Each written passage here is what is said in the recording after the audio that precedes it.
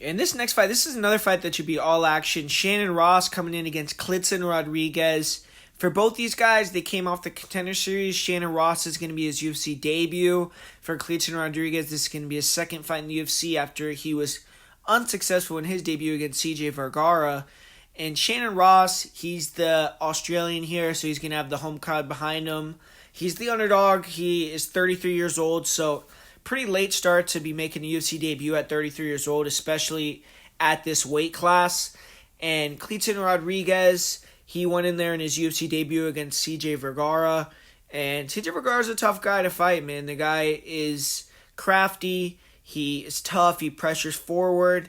And it was a close back and forth fight, but they gave the victory to Vergara by split decision.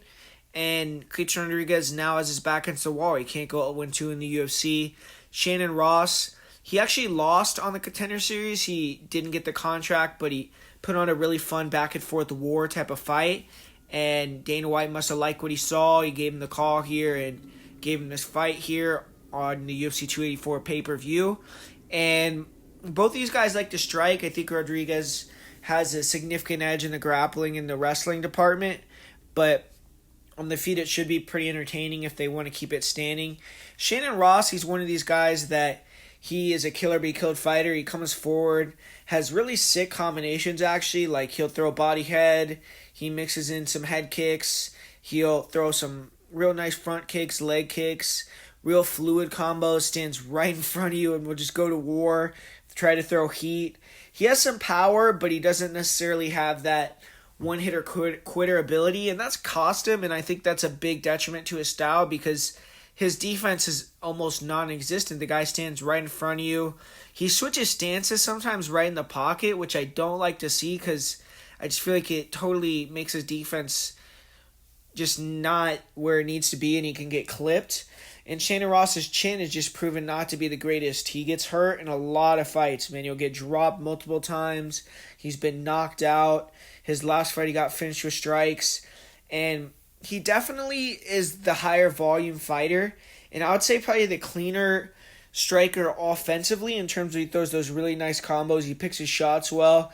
Kleydson Rodrigues more plays that sniper role where he's trying to land those nice crosses in between your shots or a big jab. He's looking for the counter elbows. I've seen him throw those. He has nice leg kicks, but he's not necessarily throwing that volume. He's not throwing big combinations, and he's more looking for the big punches, and then he has good body locks, pretty good grappling. He can get the back, and I feel like he's the more durable fighter, the much more athletic fighter, and he's bigger in the matchup, which I also think is a big factor. I believe that Kleydson Rodrigues is going to be able to land those shots when Shannon Ross is pressuring him, throwing combinations. That's what he likes to do, man. He likes to sit back and pick those counters. Ross is going to give him a lot of opportunities to touch that chin, and I just don't trust that chin to hold up against Rodrigues. I'm not necessarily knowing if Rodrigues is going to knock him out.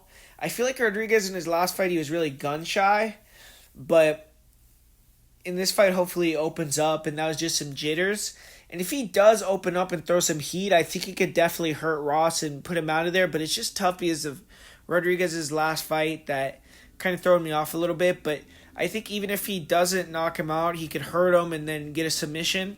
And even if Ross is giving him issues on the feet with the pressure and just being a little bit better in the pocket with the striking, I think Rodrigues could take him down too with the body locks, control him on top, maybe even get to a dominant position and submit him. I've seen Shannon Ross's wrestling and grappling, and I wasn't too impressed with it overall. And 33 years old, being a flyweight, you're getting up there, and I feel like Ross is someone that's really fun to watch, and they put him on this pay-per-view because they know he's going to bring it and going to go for that kill-or-be-killed type of style. But I think Rodrigues is going to be able to get the finish here, whether it's hurting him on the feet and TKOing him, knocking him out, or hurting him and getting on top and submitting him.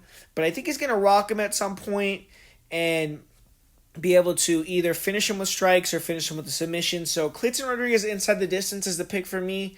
I'm going to say he wins by TKO, and I'm going to go with Kleydson Rodrigues by second round TKO.